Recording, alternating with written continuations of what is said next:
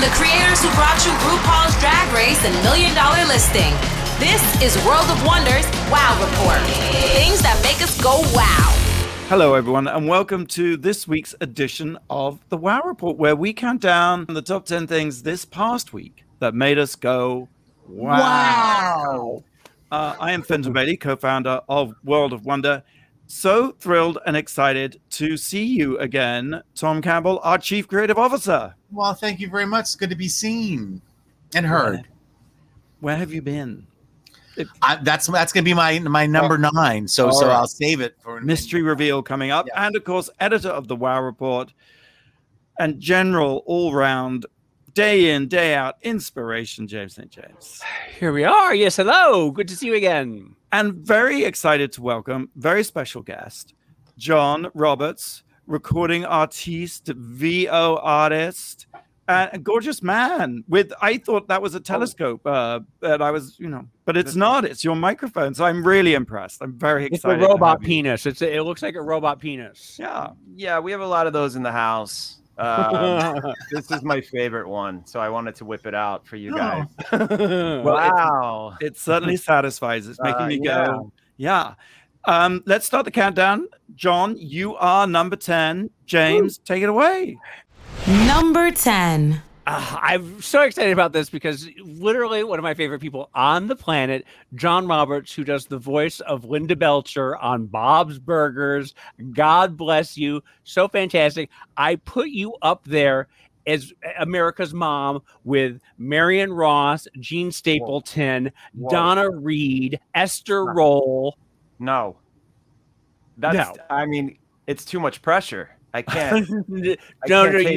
I can't take it.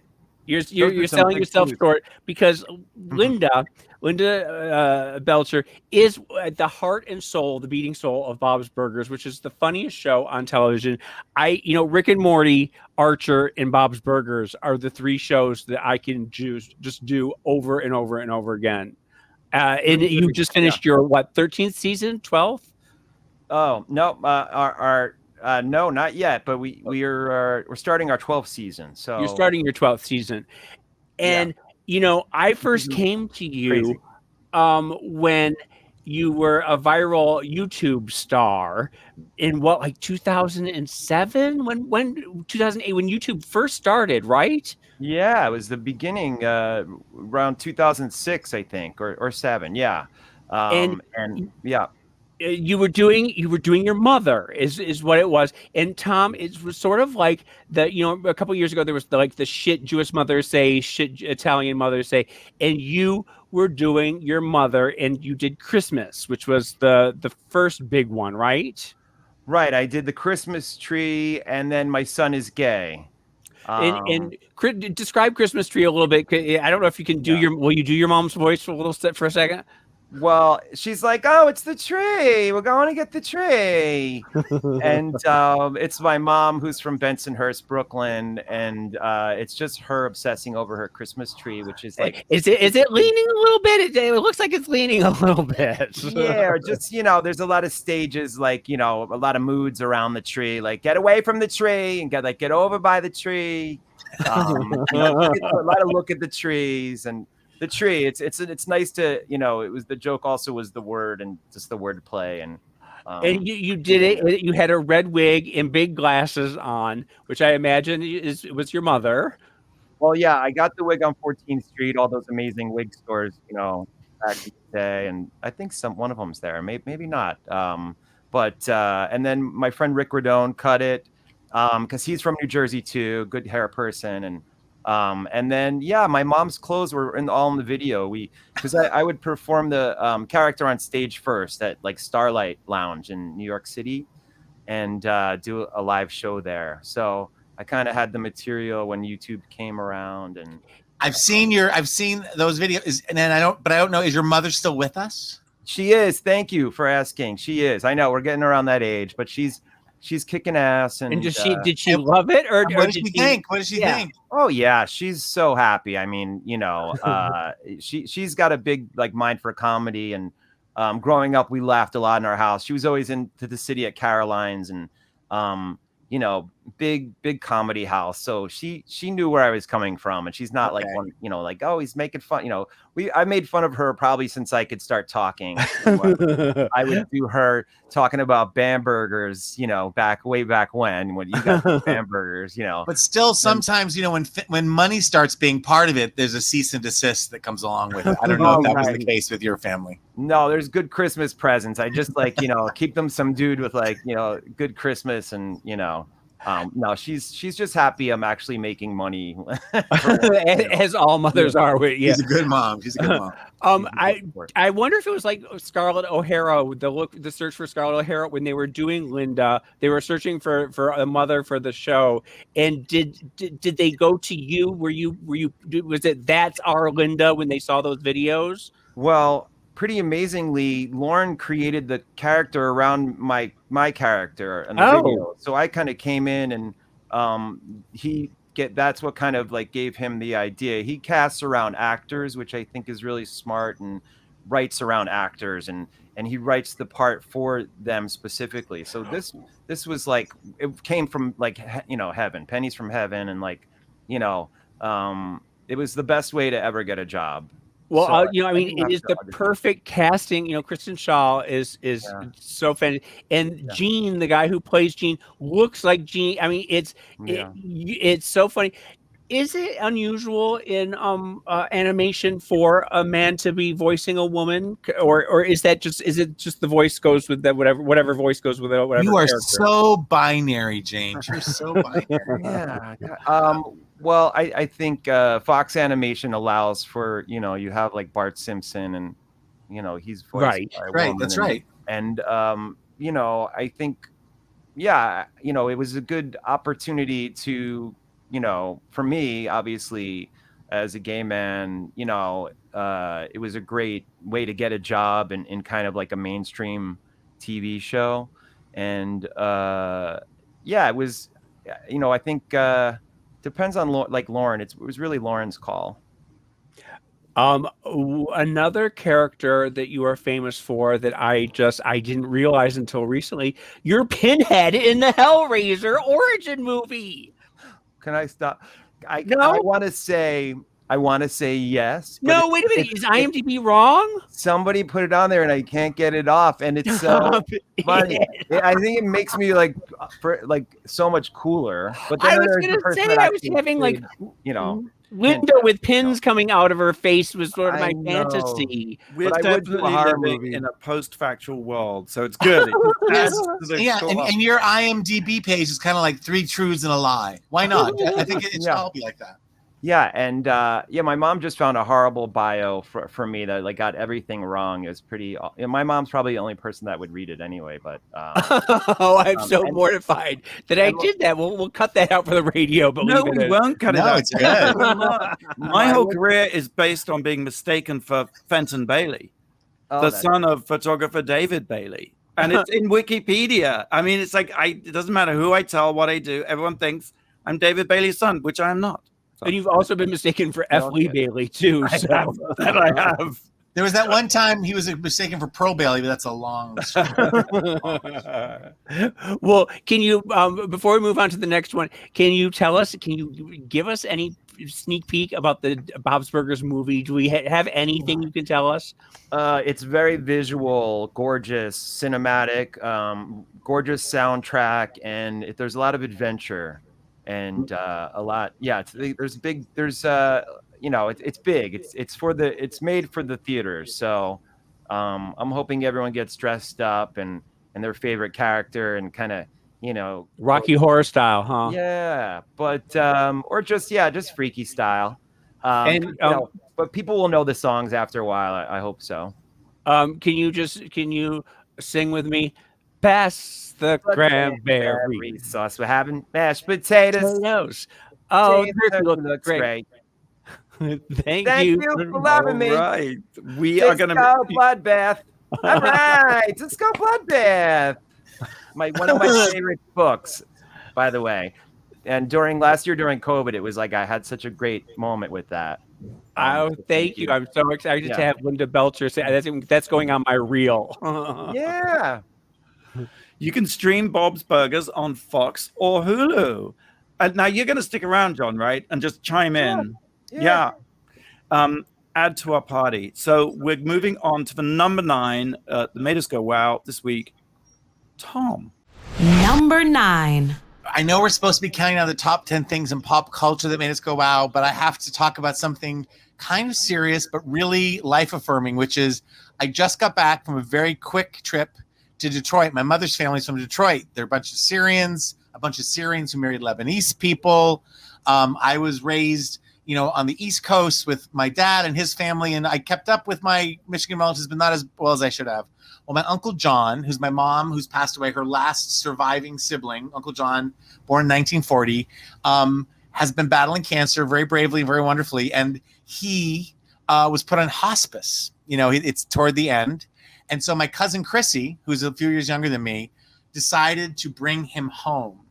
And with him came my Aunt Mickey, who they're all living together in Chrissy's house. Aunt Mickey is at advanced stages of Alzheimer's. So I went to see them because he's the guy that knew my mother. They live in the same house. He has stories he knows. And I've been talking to him on the phone, and it was just time to go see him. And so I went in, and what I was amazed by is the thing that made me go, wow, is my cousin Chrissy. And this is the whole situation.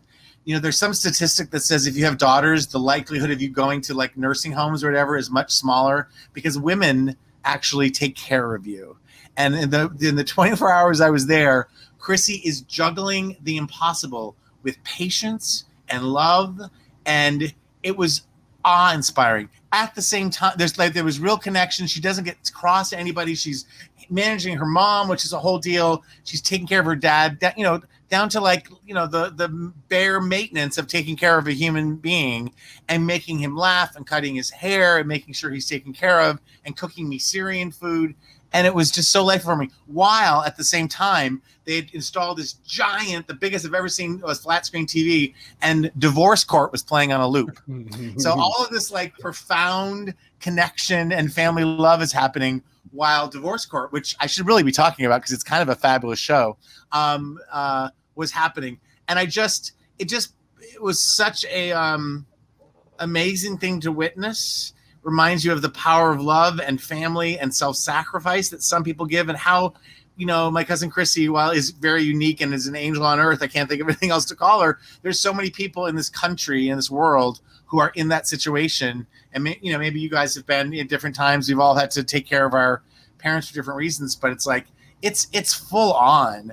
And yet it's embraced. And I hadn't seen you guys since I got back, and I wanted to let you know, and I don't get to see you other than on the radio show. So here we are. It seems a weird thing to say, but it sounds like it was actually a lot of fun. It was fun because everybody was happy and smiling. And even my Aunt Mickey, who doesn't remember anything, seems to have a wonderful disposition. I'm sure there's times that she's more difficult to deal with, but everyone's happy and smiling. And Chrissy has a husband, and he's there helping too. He's working, he's working from home, like we're all working from home, but with this happening. And she has a 18-year-old son who also contributes. So it's just wow. It's it blew me away. And, I'm for whatever reason, I haven't gone back to Michigan a lot. And then with the, pandemic, just the idea of being alone and being somehow justifying your aloneness was just sort of thrown out the window. Oh, you got to get out there and contribute and be part of. And again, I didn't contribute anything other than just being another dent in the couch and someone eating Syrian food at all hours. I do remember when we went to Michigan to spread my mother's ashes, and it was a bunch of cousins that I hadn't seen in a long time and everything like that. And it ended up being one of the best times I've had in years. And it was something that was supposed to be very sad and, depressing. And yet it just the whole family vibe and everything. It was just, yeah. There's and I'll end with this, but there's an Our Town. You remember the play Our Town or the movie Our Town by Thurman Wilder? Sure, yeah. And how the characters, Emily is like a little girl in the first act. She gets married in the second. In the third act, she's died during childbirth. And the stage manager says, you can go back to any day of your life to relive before you sit in eternity in the graveyard. And she's like, oh, I want to go back to my 12th birthday. And she goes, and she's blown away. She makes it stop at one point because she's so crying and upset because no one stopped. She goes, no one's stopping to look at each other. You know, everyone's doing their day and harking back, but no one really stops. No one really listens. And I have to say, even though Divorce Court was playing really loudly the entire time, people were, thanks to my cousin Chrissy, people and the parents that raised her now that she's taken care of, there was real connection, real moments, real eye contact, real appreciation, and no denial that the end is near. And my Uncle John was saying, it's so corny, but he goes, geez, heaven's going to really have to step it up to be better than here, because he's so happy to be surrounded by his wife and his daughter and her family and Divorce Court. So there you have it. That's very.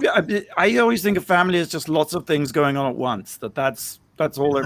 That's what it really is. But that ends up creating a kind of energy and a vibe that is very comforting. Yeah. Well, that's a hard one to follow, Tom. Very beautiful. Please, I just want to let you know where I was, and I don't mean to bring anybody down. Again, It was a really life-affirming, beautiful moment, and I was happy to be there. I know it's a little off tone for our show, but thank you for letting me share. It's a beautiful story. I do think I know a lot of people that are kind of going through similar stuff, so I think it really helps people to talk. And no one gets off this planet alive, so something we all have to deal with. Yep. Which brings me in a very lame way to number 8. Number 8. Segway King. Well, I tried. I was in Palm Springs and I went on a hike. It was like 100 and God knows what degrees. It was really hot, but I was like, I'm going to go on a hike. Now, the last time I went on a hike in Palm Springs, I almost stepped on a rattlesnake. Fortunately, I did not. And so that was great. But this time, I was just minding my own business, climbing the mountain, and a bee flew not only in front of my face, into my eye. Actually, into my eye. It was on my eyeball. And I was like, I frankly completely freaked the fuck out. Like, the idea that you should remain calm and like keep your eye open as this bee's crawling across your eyeball. I was like, I immediately started hitting my face because I just had to get this thing. How does it get on your eyeball? How do I'm like, God damn it, don't they look where they're going? I mean, why would it go for my eye? And of course, me being very victimy, I thought it singled me out on this mountain. It has decided to attack me. Because I can only imagine it was a karma bee coming for your eye. I think it was. Like, it was an assassin bee, because I'm cheating here, but as soon as I got down the mountain, I looked up what it's like to be stung in the eye by a bee, and it is not a good. You do not want to be stung in the eye. Were you stung? Well, here's what happened. So I'm flailing away. Unfortunately, no one was around. I'm completely alone, flailing away at my face, and this bee would not go. And like any moment, I was expecting to feel that stinger go into my eyeball, and just I don't know what I was going to do, but bizarrely, I did get it away, and I cannot tell you what a state of shock I was in. I was completely freaked out. And so I was like, I'm on the mountain alone. What do I do? My face hurt so badly because I had my phone in my hand and I've been whacking my face to get the bee away. So I figured I just bruised myself with my phone. But then I had the presence of mind to take a picture of my face so I could see what had happened. And on the picture, which we'll post on the WoW Report, I could see the stinger here, just like it did sting me, but I guess I was in such a hyper state, and I thought it was me, my fists hitting my face. I thought I'd done it myself. It did actually sting me. So I got down the mountain, got some tweezers out, and removed the stinger from the sort of near part. It was like the sort of here. Did it cause any face benefiting puffing? Did it give you a little bit of Juvederm? Did it give you a little puff? Glad you asked. Yes, absolutely. Not that day, but the next day and the day after, it swelled up like a golf ball, and I suddenly had these lovely this prominent cheekbone, like Madonna, like half of Madonna's face. It was just that's what's going on with Madonna right now. A little lopsided, but it was a great thing because it was like having filler, because it pulled everything out, so there was a slight lift. I'm going to go straight to my facial miracle worker and say, give me that bee stung. Give me the bee sting cheek. Yes. Sounds like a Cleopatra bee tip. Sorry. Oh, my face. That's very Linda, that story. But I mean, I know there's the killer bees are on the loose in America now. And then there's the murder wasps. The murder wasp. I mean, that would be a kamikaze bee. A kamikaze bee. I get it. I love it. But why would a bee just fly, not into my face, into my eyeball? That was the weird. That's the thing that makes me a little scared. Well, I just wish someone had the foresight to be with you and take a video of you madly swapping yourself and hitting yourself. That sounds... James, funny you should ask, because I found the surveillance video of Fenton's bee attack. And imagine there was no bee. Let's just take a look. It was all just alone in the thing. Maybe because it was so dry and your eye was the only juicy, wet thing, like within several hundred miles. And so it went, and it had a little color. So it went for it, like thought you were a, pulpa or whatever those stameny kind of things and flowers.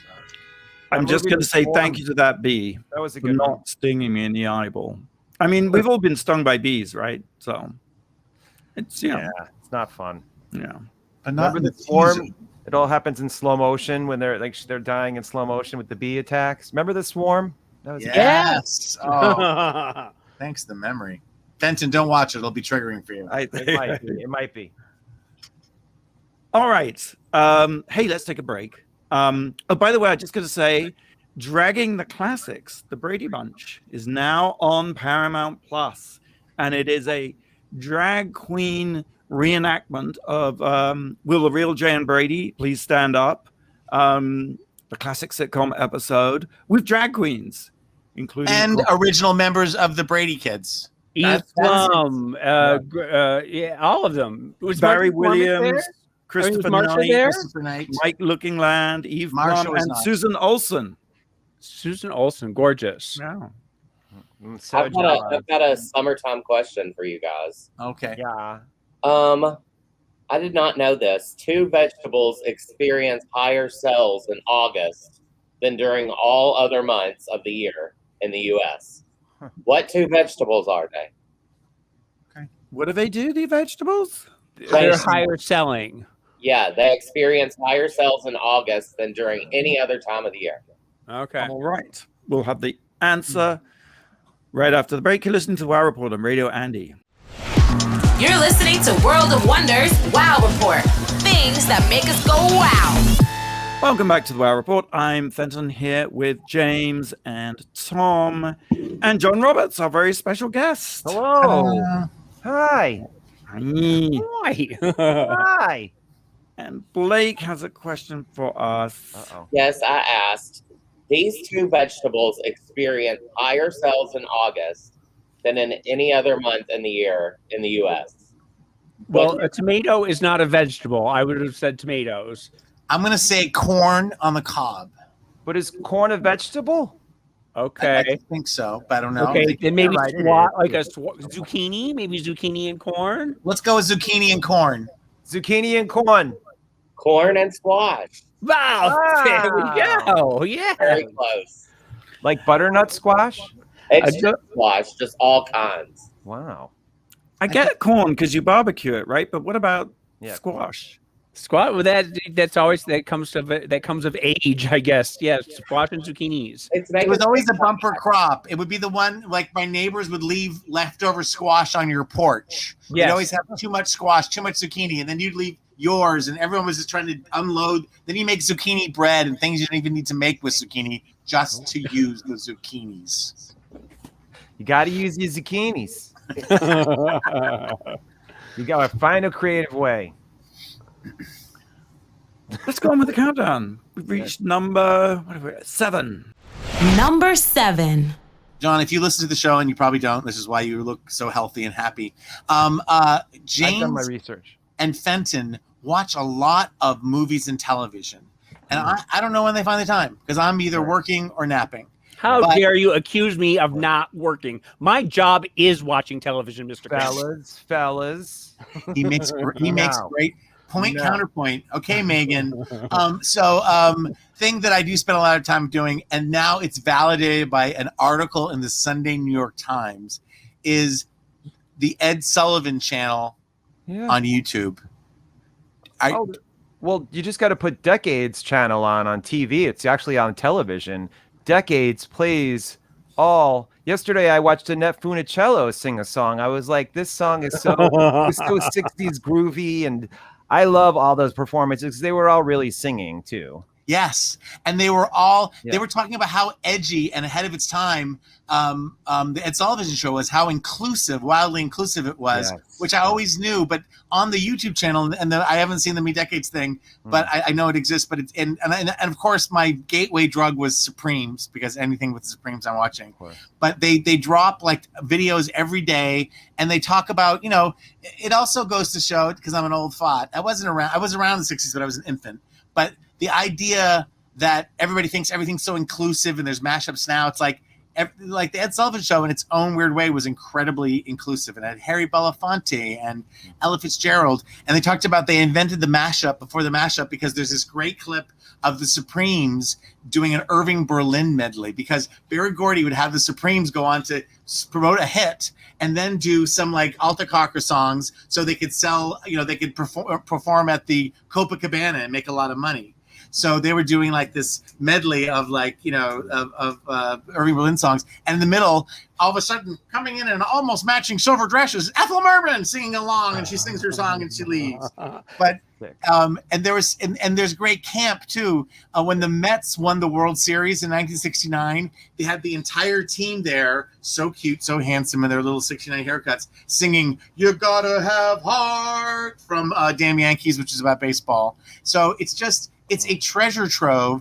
Also, there's opera singers. It's just like, and it's all in little, you know, Nancy Sinatra doing These Boots Are Made for Walking. Yes. And great early work of Joan Rivers. And Phyllis Diller. Yes, all that. Yeah. With your original faces. Mom's Mabley. Like, it's just like, you know, so there's feminism, everything sort of coming through. Do you watch entire episodes, or do you just sort of dip in and out? No, they just give you a performance. So it's like, it's so easy. You know, I can't commit to an entire half hour of something with commercials. Come on. But it's there's a wonderful article about, because I guess it's the 50th anniversary of the Ed Sullivan Show ending. I think it was on for like 20 something years. Yeah. Anyway, so that's my big tip. So if you have no time, no ability to, you know, no streaming services, no attention span, you can watch the Ed Sullivan Show in little fascinating chunks on the YouTube Ed Sullivan channel. So good. Tom, you know Diana Ross has a new single out. Did you? I thought you were going to do that too. Yeah. You've lost the ball. You've what's going on? You know how much I love her. No, are you saying that you don't like the song? Is that what you're giving us by I'm not sensing doing we might be editing this moment out. No, you're welcome to keep it in. I love Diana Ross more than I love any of you. And I like the vibe of the song. I'm not super excited about the production quality. There's a whole album coming out. I want to hold back comment until the album comes out. This new single is called Thank You. And Diana Ross is the queen in her later years of the simple, like, I love you is a song. Thank you is a song. Excuse me might be a song. Are you done with that? Could be a song. I'm going to the bathroom. I'll see you in a minute. Shall we move on to number 6? That could be a song. Move on to number 6, the song. Number 6. Jane. Number 6. Lil Nas X is having a hell of a week here. And God love him. We are so blessed to be living in a time of Lil Nas X. I don't know if you saw in the BET Awards where he slayed on the red carpet in this fabulous gown, and then he was performing Montero. He kissed the singer, and it was a whole big scandal. And he seems to be doing this sort of like Trumpian playbook, where like every day is a new scandal, a new outrage, a new quote, and nothing sticks because he's moving on to the next cycle as quick as he can. And this week he was on Twitter and someone asked him, are you a top or a bottom? And he just, without equivocation or hesitating or hedging, he just said, I'm a power bottom. And it was like, yes, God bless him. That's so fabulous. Yeah. And then he followed that up with this quote by saying, we teach our bottoms to shrink themselves, to make themselves smaller. We say to bottoms, you can have ambition, but not too much ambition. You should aim to be successful, but not too successful.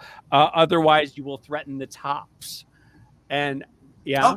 But isn't that part of like Flawless by Beyonce? Like there's an interlude where a voice talks and she's like, we teach our girls to be Oh, so he's riffing on a Beyonce thing by saying we teach our boys to be. Oh, wait. You're saying Beyonce is a power bottom? What? but On top. I was never a power bottom. You were But never we can you see know? that with your I was enormous telescope. That is. How about a song for paranoid bottoms? Is there one for that?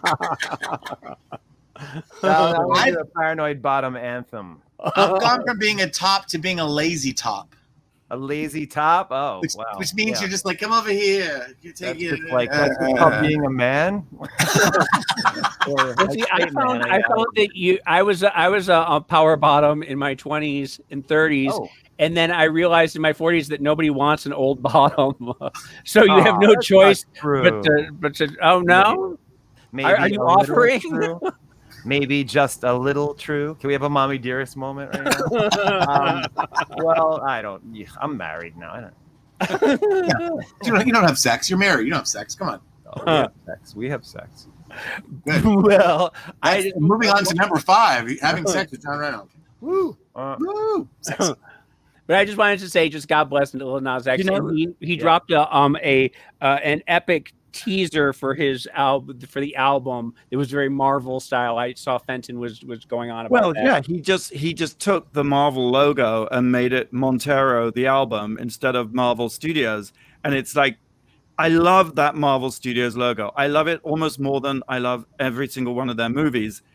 So whenever that plays, I'm just so happy. And then he drops this piss take or this mashup or version, whatever you will, with all these images of his albums and his outrages and his scandals, and it's just so good. It's like he's a sampling machine, obviously, and he's just James. I just love that he just doesn't give a fuck. It's so.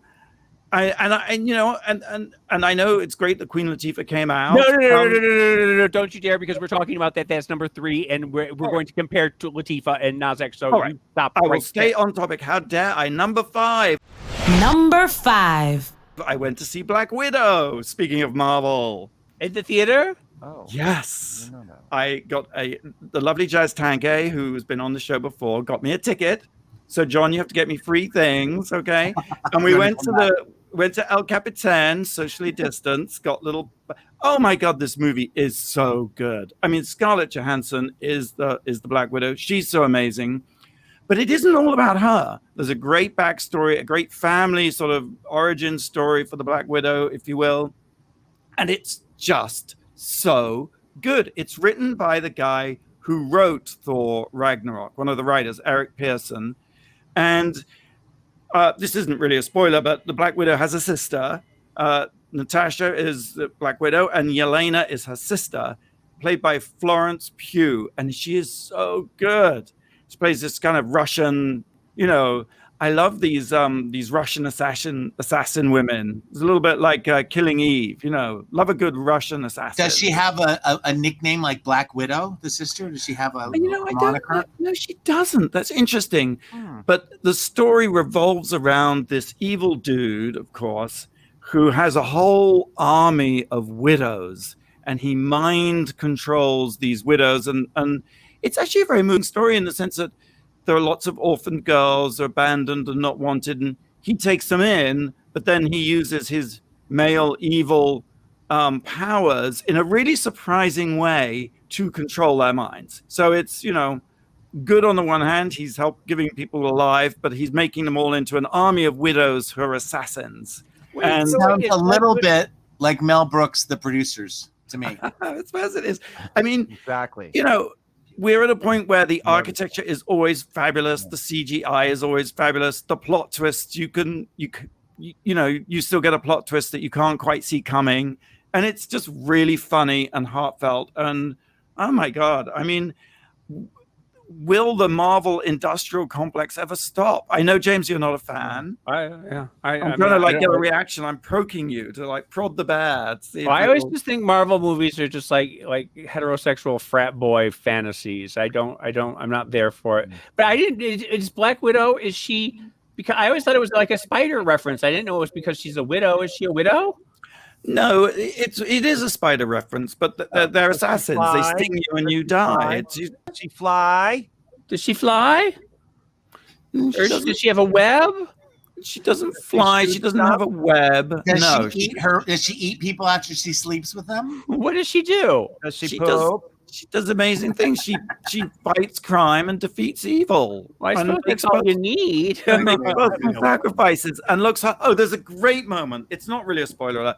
There's a great moment because they're two sisters, right?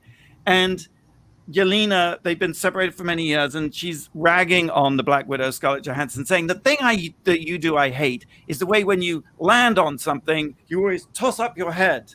And if you watch a Scarlett Johansson movie, she is always landing and then posing, and it's just such a great sort of. Doing that. It's just one of those little. It's also self-conscious and brilliantly clever.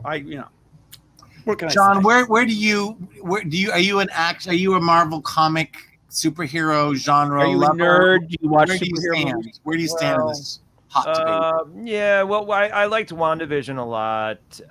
The other ones I find them hard to watch, but on like a Sunday, you end up watching them. I was a big Star Wars fan as a kid, but so those are always really close to and I love Mandalorian. I love sci-fi. Sci-fi is really great. Trying to think of some Alien, all the Alien movies. So that is right up Fenton. Yeah, Fenton is. But what Marvel's done that's so brilliant is they combine sci-fi with present-day reality, and some.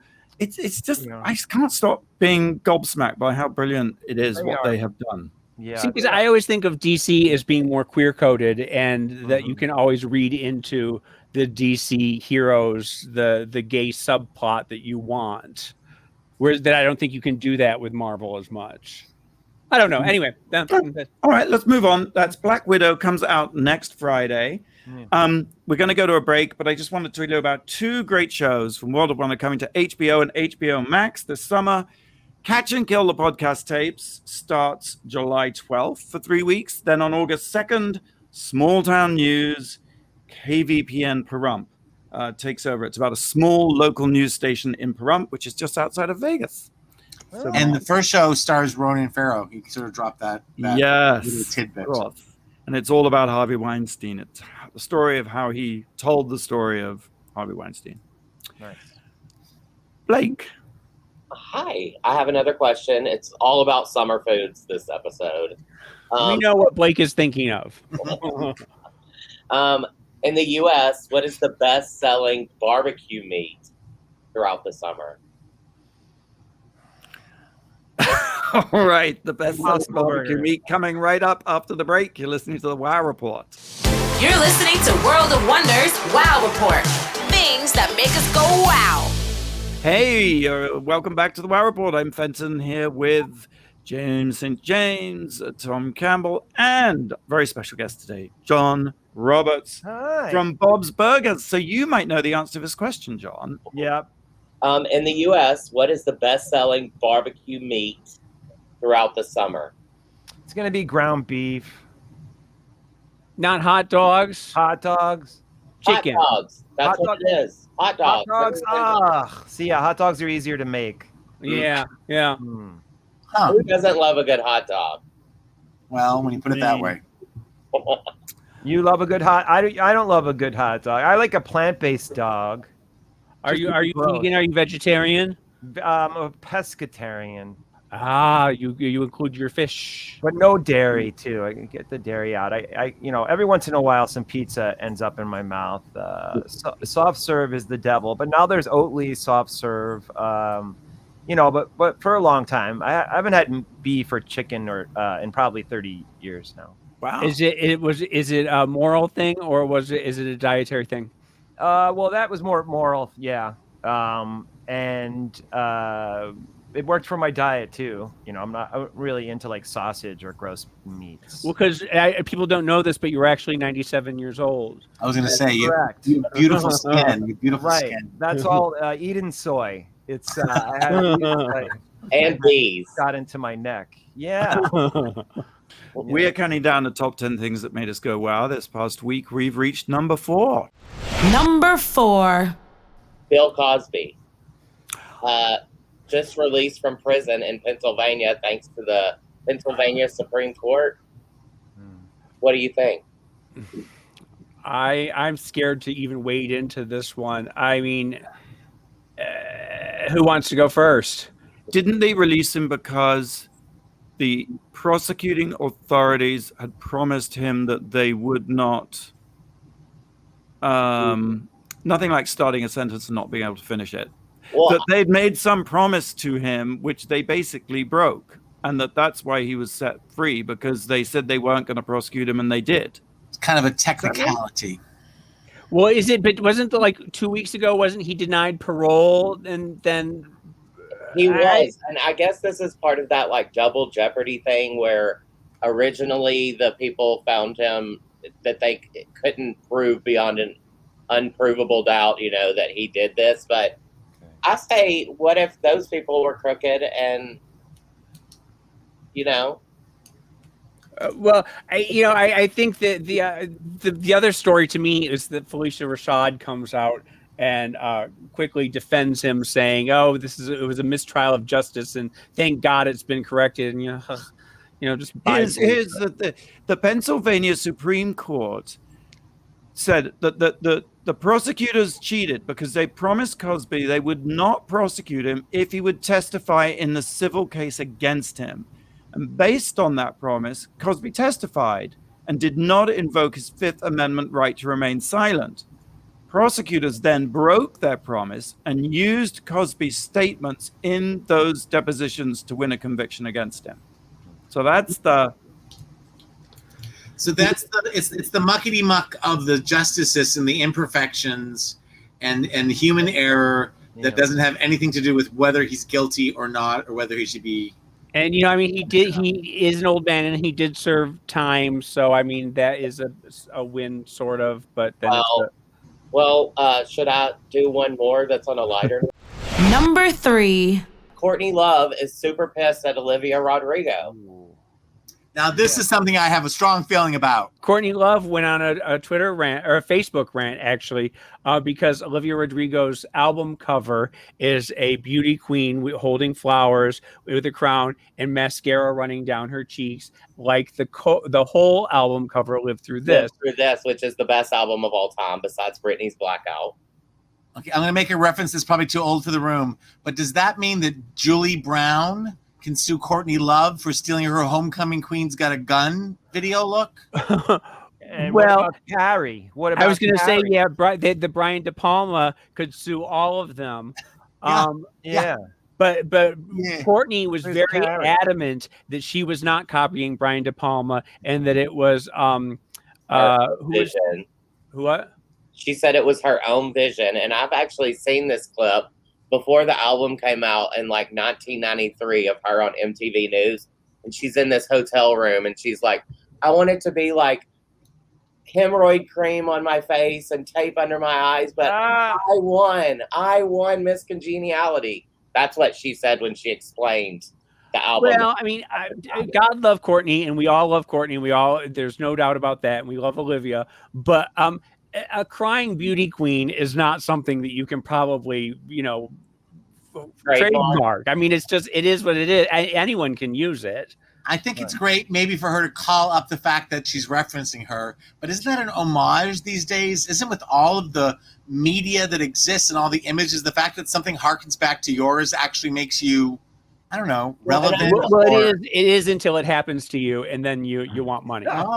Okay, James St. James. Everybody uses everybody, don't they? You know that staying alive. Let's move on. James. Number 2. Okay, I'm just going to get this one off my chest. And Tom, you're going to want to plug your ears, because I need to talk about Queen Latifah coming out of the closet. This was such a happy show. It's taken a nosedive. I'm so sorry to be nasty about this, but Queen Latifah, I don't know if you saw, she was getting her Lifetime Achievement Award at the BETs, and she ended it by thanking her great loves, her partner Ebony Nichols, and her child Rebel. And Tom, we've talked about this before. And whenever anyone is ready to come out is when they are ready to come out. You cannot dictate when anyone comes out of the closet. But we don't know what is going on in their life. Correct. But I came out in 92. 92, A good year. 82. Good year. So yeah. And but the fact that she has come out and did it Jodie Foster style when she is at the end of her career, when she is getting her Lifetime Achievement Awards, when she's made her millions, it is very different than Lil Nas X coming out at the beginning of his career. It is very different than if she would have come out when Blake, and I know what you're going to say, so hold on one second. It is different than if she had come out at the height of her rap careers, what she could have done for young gay people of color, young lesbians. It's so disingenuous when nothing can touch you. If she had done it when she did Bessie Smith, the bisexual, when she did the movie about the bisexual, if she'd done it when she was playing Pride, if she had done it when she hit married all those people on the Grammys, all those gay couples. She married the gay couples. Yes, that was the MTV Awards, and she could have come out then, and she didn't. She chose to keep it quiet, and like I said, we don't know what it is, but it just makes me furious that she waited until she's in her 60s and she's a multi-millionaire, and she could have really helped people in the 80s and 90s when that help was needed. Well, maybe she was waiting to come out so Gus Kenworthy could be her gay guide, like The Bachelor. And she did marry those couples, and that was great when she married those couples on the Yes, ground. but she did it. It's a bit like, and I know it's, but when Anderson Cooper would do his anti-LGBT bullying stories and be in the closet, like if you're a gay celebrity and you can help people by saying you're gay and you're doing gay stories and you're doing gay, she was in Hairspray for God's sakes, and she can't come out. Like at no point is anybody going to be shocked that Queen Latifah is a lesbian. It was not going to hurt her career, and so why she felt the need to hide it until she was, getting her Lifetime Achievement Award. Sean, what do you think? Well, I do think that it is great when people do come out, and but I also think that Hollywood is still very homophobic, and maybe a lot of the opportunities that she got might have been taken away from her. It's very possible. It still looks, I think it's still, a hard time. I think her generation, which she seems like a Gen Xer, she doesn't, and even a lot of homophobia when she was starting out in rap. I mean, I'm sure the rap scene was very homophobic. Yes. Just even women in general were, were like, not. But then in 2016, when she performed at Long Beach Pride or whatever, well, what was her excuse then? She's got a show on CBS that my mother's watching, and she's like busting ass, and she's like kicking everyone's ass and knocking down doors and stuff. Yeah. And The Equalizer. The Your mother Equalizer. now is watching a lesbian show. Your mother is now. And like you said, we don't know what is going on in her life, so there could be all sorts of extenuating circumstances, and I'm sure she is out to her family and out to her friends and everything. So what do you really? And your disappointment is real, and your list of complaints are real, and it is so much better when people. But I always feel like I came out, not a celebrity, but I came out not out of a sense of strength and courage as much as sort of exhaustion of living two lives. Right. I was straight on the East Coast with college friends. I was gay out here, starting a new life, and all of a sudden I graduated and it was like, like how do I keep this dance going? And I was worrying about alienating my family, so I wanted to include them. So I don't know. There's so many reasons, but. But like I said, I really appreciate Lil Nas X, who in the very beginning of his career has not given a fuck. Well, maybe Lil Nas X the inspiration that made it come out, and that's great. That's a good thing. It's a different time though for him. The world is totally different than when Queen Latifah was doing her rap. And homophobism is so internalized. Going back to Michigan, which I talked about earlier. Part of that separation is because they're a very religious group of people, and I don't feel comfortable being around lots of fervent Catholics who think that my lifestyle is a sin. That's not the case with the people I went to see. But so that kept me away from my family for a long time. You know what I mean? It's like it runs deep. And the only thing, did we ever talk about the football player who came out, the NFL guy? Have we talked about him? But, you know, there's that great meme that went around. I don't know if you guys talked about this when I was away, but it said, it's great that an NFL player came out, and it is incredibly great, and it will save lives. But they said, but let's give it up to the hairdressers, the ballet dancers, and the drag queens. They're so effeminate. They couldn't hide in the closet. They were just gay. And they created a world. They are the architects and the foundation builders of a world where it is safe enough now for Queen Latifah in her, you know, CBS series time, and for, you know, people to come out, and it's a safer place for football players. So, you know, Lil Nas X is the real equalizer, right? And I am very happy that I no longer have to bitch about Queen Latifah being in the closet. So it's a good thing. Oh, well, that's good. He is a genius, though, and I love everything. You know, it's so good for his generation and the whole world in general. I mean, just the industry. I do too. And it's the lack of shame. It's that appears. You know, it's that fearlessness and the you can't, you know, whatever. I love that. Right. Yeah. Let's take a break. And when we come back, we'll reveal the number one thing this week that made us go, wow. Wow! You're listening to World of Wonders Wow Report. Things that make us go wow. And welcome back to the Wow Report. This is the moment you've all been waiting for. We've counted down the top 10 things this week that made us go wow. But we have reached number one, and it's John Roberts. You have an album coming out. Number one. Thanks so much. Thanks for having me. Number one. Wow, that's You overwhelming. are number one. Wow. Tell us a little bit about. It was produced by Junior Sanchez. That's right. Yes, and it was and the day. And Baby Daddy from Scissor Sisters Produced one of the tracks, which is called "Here It Comes," and that's like really kind of my more social conscious one. And then you did Freak, of course, which is my favorite song, and you had released that a couple months ago, right? Yes, I did the video with Nina McNeely and all these amazing dancers. I went to LA right before COVID hit, so we got everything in, and basically Freaks came out, and then Lights Out with Debbie Harry. And you've been friends with Debbie forever and ever.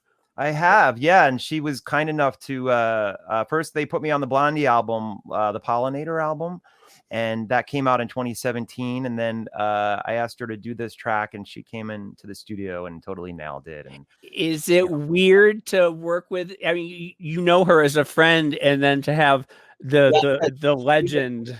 She was on her "What's That Smell" video, right? Oh, she is. Yeah, we've done YouTube videos where she just, you know, she's just fun, and you know, she's very easygoing. So it's always a really relaxed environment, but everyone's always gagged around, you know, the engineers and people, and I'm always gagged around Debbie anyway. Just, you know, even though as kind, you know, she is just, you know, Debbie. So.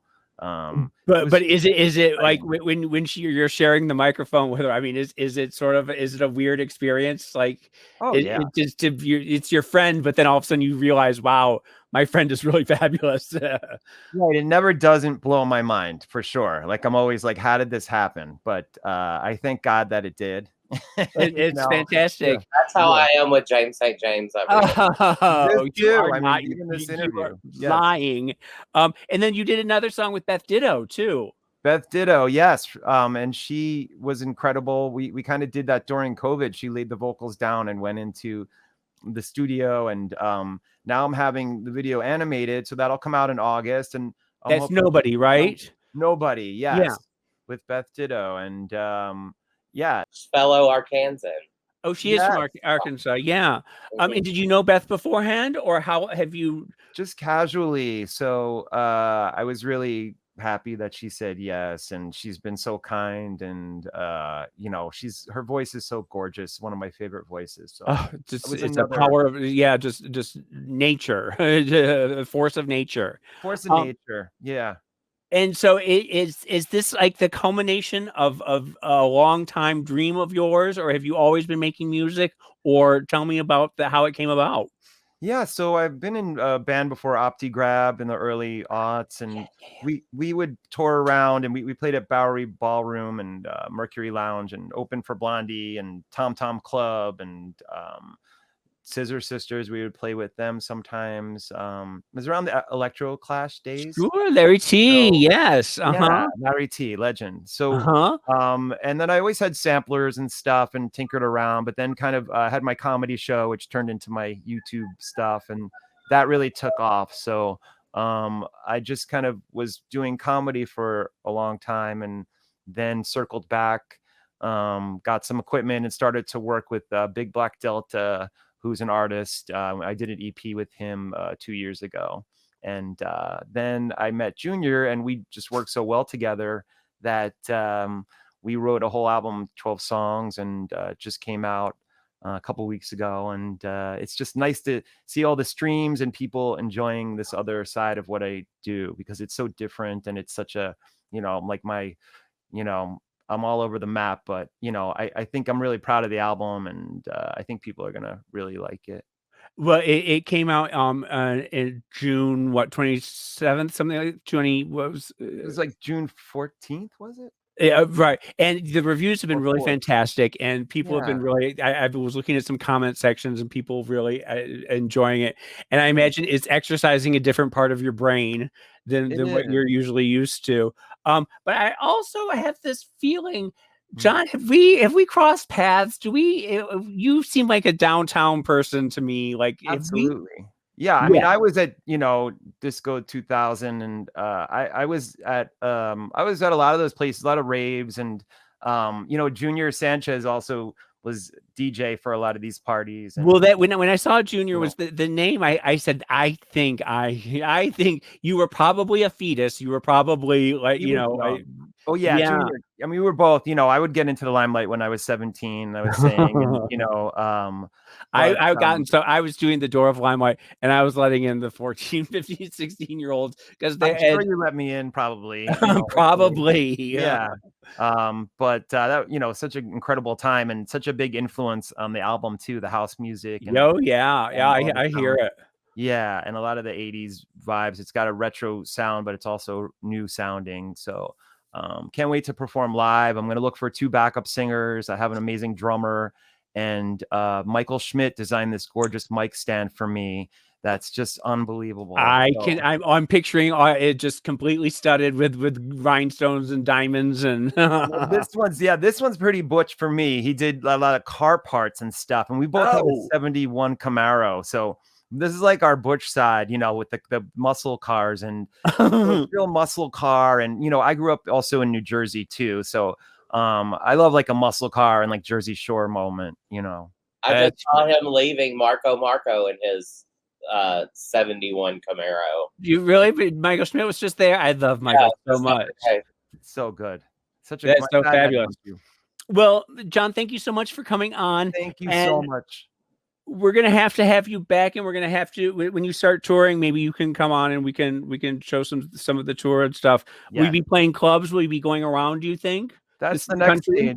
Yeah, I mean, I've been doing this all kind of on my own, and I'll probably get like some kind of support, and definitely start playing out and touring, and it'd be fun to put together a live show. Nina McNeely is already doing a lot of videos for me to project, and working with an artist to do some art direction on the stage and make something really fun to watch. So, and just rehearsing a lot. But I'd love to come back, and thank you so much for letting me share my music as well, because I know it's kind of a left turn, but I really feel like people are really enjoying it, and I'm loving doing it. So, John, thank you so much for joining us. That's all we got time for this week. Tom, lovely to see you again. James, St. James, I worship the ground you tread on. Blake, thank you. Same time, same place next week. Until then, go out and do something that makes the world go wow.